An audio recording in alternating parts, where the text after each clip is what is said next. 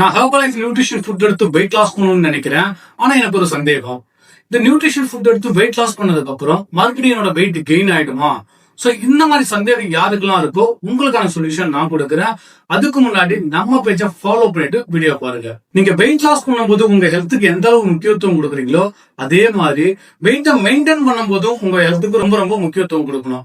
For example, நீங்க ஒரு car வாங்குறீங்கன்னா அதுக்காக கொஞ்சம் கொஞ்சமா மணி சேர்த்து வச்சு நீங்க கார் வாங்குவீங்க.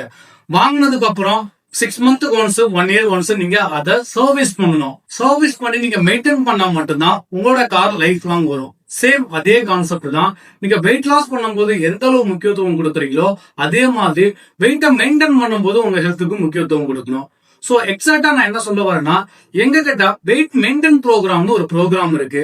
அந்த ப்ரோக்ராமை நீங்க ஃபாலோ பண்ணும்போது உங்களோட வெயிட் இன்க்ரீஸ் ஆகாம அதே வெயிட்ல மெயின்டைன் பண்றதுக்கு ரொம்பவே உதவியா இருக்கும். அந்த வெயிட் மெயின்டைன் ப்ரோக்ராம் உங்களுக்கும் வேணும் அப்படின்னா டிஸ்பிளேல தெரியுற என்னோட நம்பருக்கு கால் பண்ணுங்க. நாங்க உங்களுக்கு ஹெல்ப் பண்றோம்.